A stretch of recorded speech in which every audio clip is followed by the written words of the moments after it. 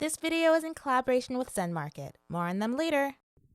Have you guys been on Instagram lately? I follow an account, Nana Pastries, who makes the most cutest, most aesthetically pleasing pastries from anime and Japanese media I have ever seen. Crepes from Zelda, cookies from Sailor Moon, meat buns from Haikyuu. Have you ever watched a video and been like, wow, I need to engulf myself in the vibe of this video. I need to be this video. That's what their videos make me feel like. And so coming across this content motivated me, and I took it as a real sign that I need to attempt to make the one cake that has visited me in my dreams for years. My Beloved Tourbillon from Moto Ojimaju Doremi. You guys know how much I love the magical girl anime Ojimaju Doremi. In the third season, the main characters find themselves creating baked goods in order to pass a series of tests and riddles set up by the senior witches of the witch world. The tests become more difficult as the series goes on, and the girls become more skilled in their baking. The first exam starts off with scones, and the final exam is, of course, the tourbillon cake. And it combines all of the things they've learned up until that point into one sweet dessert. The lore behind the My Beloved Tourbillon cake is that the former witch queen's husband created this recipe and used this cake to propose to her. It even looks like a rose bouquet. As tourbillon means swirl or spiral in French, he made such a cake with her name,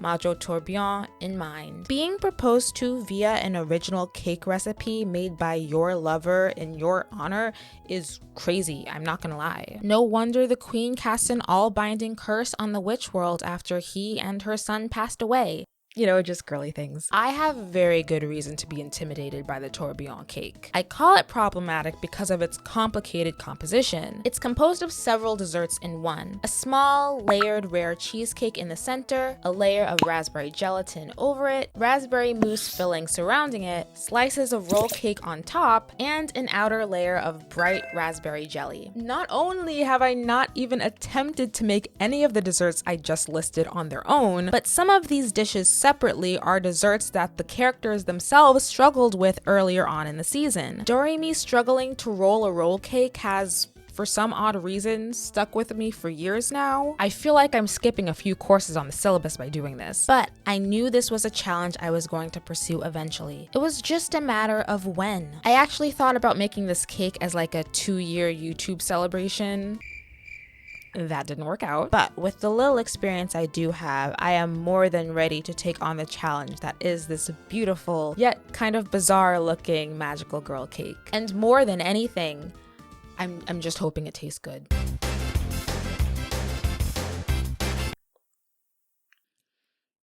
Well, I made it. Listen, I've made cakes from scratch before, but none quite like this. This cake took me on a journey that I didn't know I had the energy for. A journey through time, patience, and a lot of sugar. But I won't just tell you, why don't I show you how things went? Welcome to my little magical baking nook where I'll be taking you through the tourbillon cake. But let me start off by saying that this is not a tutorial video. Yes, this may be the only English language video of this cake and recipe, but I am not a professional, and this was truly for the experiment of it all. Although there are minimal English language videos of this cake out there, I did find a few in several other languages, including Japanese, Korean, and Thai. RIP Doreimi's English-speaking fan base. We ain't dead, we're just scattered about with little resources. I think what's most cool about this baking themed season of Ojimaju Doremi is that the creators provided recipes on the official Japanese website back in the day for kids to replicate with their parents. These recipes were curated by world-renowned chef Hironobu Tsujiguchi, who hosted a long list of accomplishments already by 2001 and has done a lot of reputable work as a chef, including opening 2 culinary schools in Japan and opening a museum dedicated to his sugar artwork. You know, just little things. The real-life recipes he created for Ojimaju Doremi were simplified, enough for young children to be able to do at home. However, the simplification would often mean altering certain ingredients, as well as the physical appearances of some of the desserts in the show, which is why I did not use the official recipe, with all due respect. The recipe I followed most closely was this one by Mongbashe on YouTube. They use raspberries for their recipe like the girls do in the show, whereas the official website recipe alters this to strawberries, and the inner cheesecake just looks more accurate. I also think I'm more of a visual learner, so watching the steps in video form rather than reading a very rough Google translation just felt safer. This YouTuber's cake came out super pretty and their translation was easy to follow. Ingredients. I honestly wanted to buy fresh raspberries over frozen ones, but girl, I took a look at those 12-ounce pack prices and walked myself to the freezer aisle. I only ended up needing 1 bag, but I bought 2 to be safe. Some ingredients like flour, sugar, and vanilla extract were bought just in case I didn't have enough at home, but no purchase hurt quite as much as this $12 unflavored gelatin box. I felt that one. Yeah, I felt that one. Well, first thing was first, I had to make my own raspberry juice, which the recipe I used didn't detail how to do, so I had to look up how to make my own raspberry juice. I'd never actually juiced raspberries before, so it's a good thing I did look it up without relying on my intuition, because I would have omitted the equal parts water that you need for such a task. I would have had some burnt berries and 8 wasted dollars. But with the juice made, I could finally move on to the real recipe. So, because this cake is composed of like 5 different desserts, I basically had to break down each of them and make them one by one following this recipe. This was the first time I ever measured ingredients by weight, which I kind of liked because it felt super accurate rather than worrying about conversions or wondering if the recipe meant loose flour versus packed flour. But the first step was the inner 2-layer cheesecake and the gelatin that separates them. Making the gelatin layer was probably the easiest part of this whole process. I was really shocked by the elasticity of the gelatin. I thought I would have trouble with it tearing apart, but it really held up. And don't get me wrong, I love a fruit snack. I love a gummy candy, but I do not like Jell-O. I do not like the texture. I do not like the taste. I do not like the way it moves. No, none of that is for me. But I actually really liked how this layer of gelatin came out. The only way to physically stop myself from snacking on the scrap pieces was to throw them away. After shaping the gelatin to the cylinder mold, it was time to make the cheesecake batter to fill it with. This was super exciting. As a cheesecake lover, knowing that the tourbillon cake is like a reconstructed cheesecake made me that much more excited to try it. The only thing I guess I didn't think about is how much gelatin is used in the batter throughout this entire process. I'm pretty sure traditional cheesecake requires the use of gelatin as well, but I guess I just wasn't thinking about how it would affect the texture of the cheesecake and mousse portions of this cake, but you'll see what I'm talking about later on. 1/2 of the batter was just the original cheesecake flavor, but the second layer needs to be a tan color, much like in the show. And thus, this recipe called for the addition of caramel syrup to the other half of the batter. Me, being experimental, was like, what if I added chocolate syrup? And so I added both. I'm not really sure of the measurements I used for these. It's not detailed in the recipe, and I was just doing it based on how deep the color was turning. But however much I added seemed to be good enough to at least alter the taste to that rich, almost nutty caramel flavor. After layering it in the mold, I put it in the fridge to set for the recommended 2 hours, which became much more than that. But finally, it's time for the star of the show, the dessert that intimidated me the most overall, the roll cake. This recipe starts off simple enough. Take 6 eggs, separate the yolks from the whites, mix the yolks with sugar in a separate bowl. Easy enough stuff. Where I started to reach dangerous, I don't want to say rage quit, but more like frustration cry territory, was mixing the egg whites with the sugar. This is basically how you make meringue, which again, I've never made, so I struggled with some of the steps. I don't think I waited for the eggs to be room temperature to do this, so that might have made a difference. I also added sugar to the whites before I started mixing, so maybe that made a difference. Either way, I was struggling. I was struggling to get those stiff peaks in the batter like in the original video. I ended up having to do research on meringue mid-video to figure out what I was doing wrong, but once I continuously mixed for 10+ minutes, I kind of got it. Also, there's stiff peaks.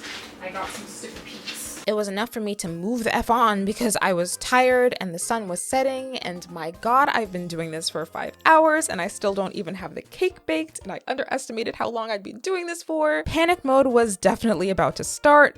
But I decided to succumb to my fate and accept this as a 2-day journey rather than an afternoon experiment. We were way past that point anyway. By the time the cake was baked, cooled, and ready to spread jam onto, I was chillin'. I was watching Creamy Mommy with my friend, and what was a portion of the recipe I was dreading because of the difficulty depicted in the show was actually therapeutic. I want that song to play at my wedding, at my funeral, at my birthday, at my rebirth. Your rebirth? I was very proud of rolling the cake well on the first try. Although it wasn't quite picture perfect, it was a success nonetheless. And once I put the cake roll slices into the bowl, you could have told me I was done right then and there. Until you realize it's 10 o'clock at night and you haven't made the raspberry mousse filling yet, and you have to make your own raspberry syrup to put into the raspberry mousse filling. I started this at 2 p.m. by the way. I'll be real with you guys, I made the syrup off camera because I was just trying to get it done without worrying about camera angles. Although maybe a bit dense, it came out pretty good. Good enough to use in the mousse and good enough to have some left over in a jar.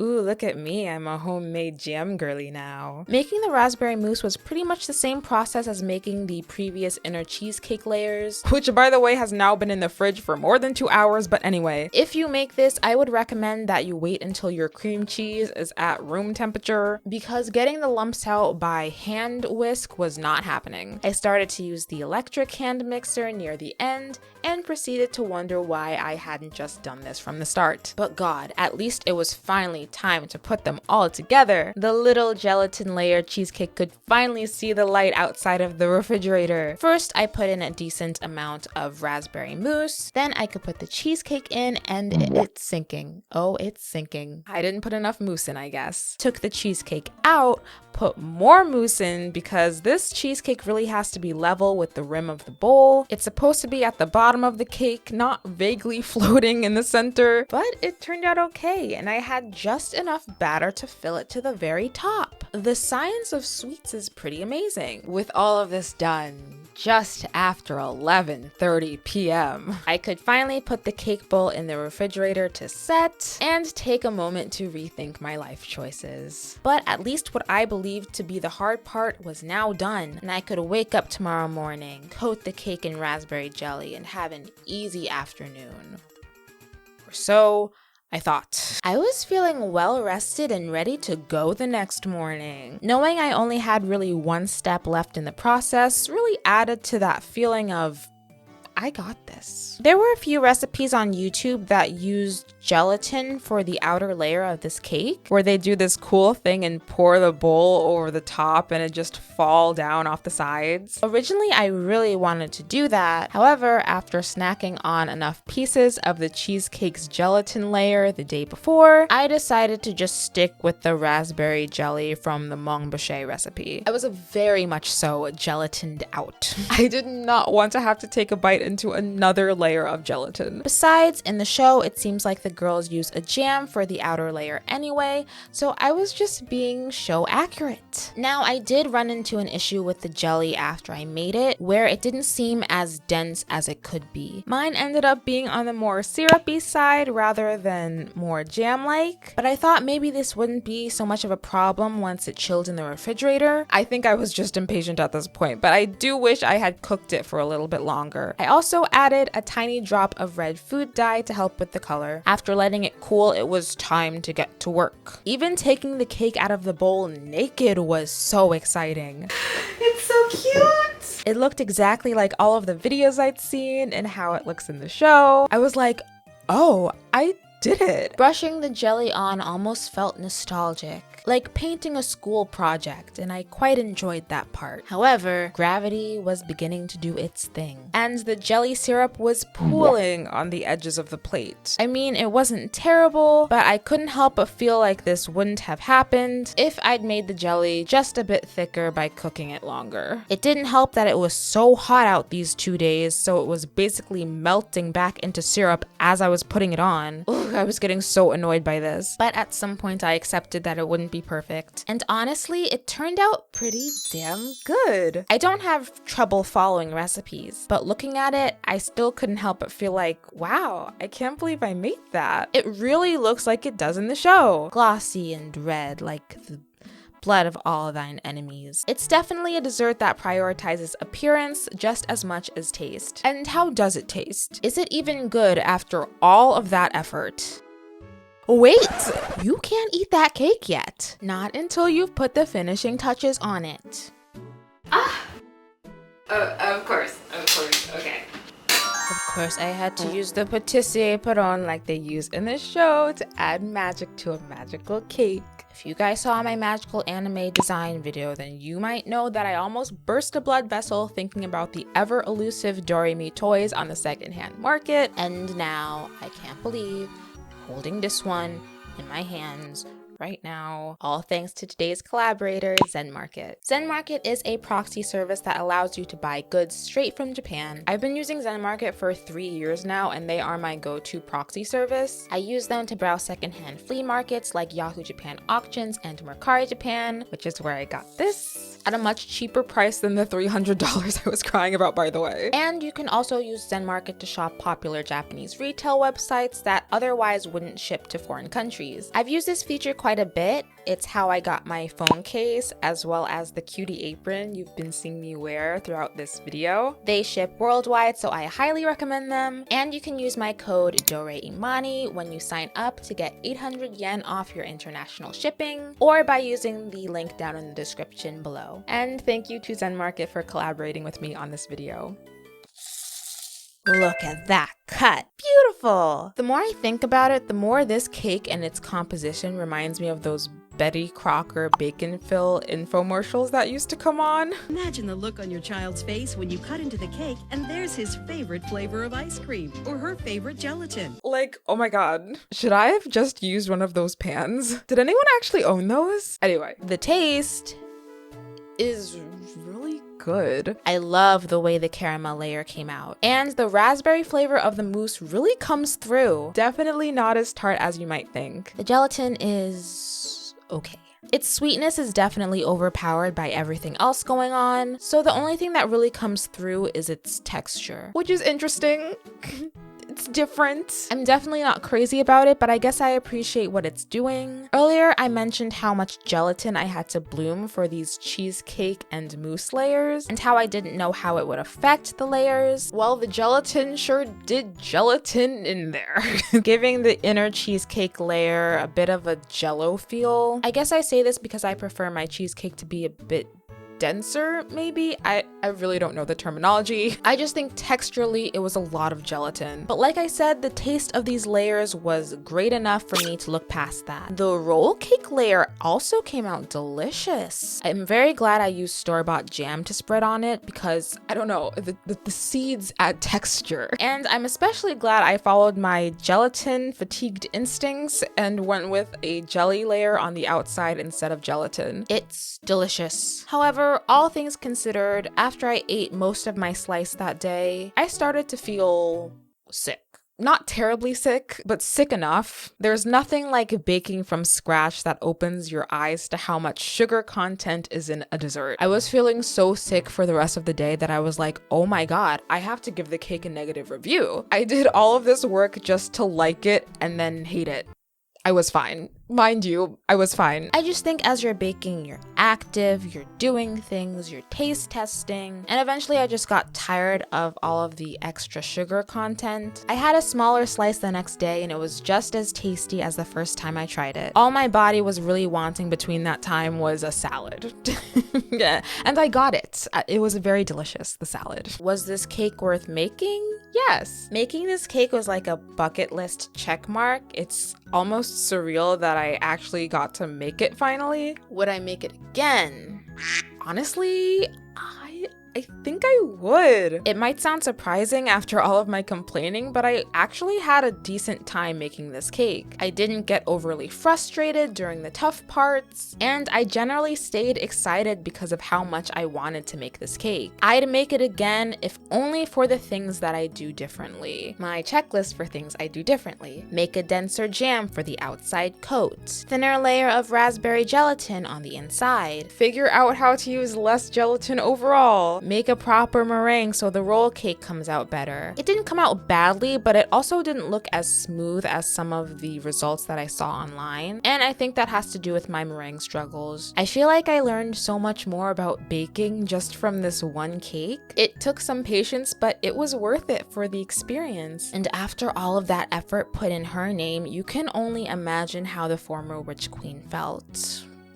She absolutely had to have that man. Would you make this cake? If you have the time and resources to do it, I would recommend you try it out. I feel like you'll have an easier time if you heed my mess ups. I'll leave the link to the recipe video in the description, again courtesy of Mon Boucher on YouTube. You can find me on Instagram. I took lots of photos and videos of this cake, so I'll be posting content of it this week. And I have tons more content planned, but until then, I'll see you in my dreams. Bye, friend!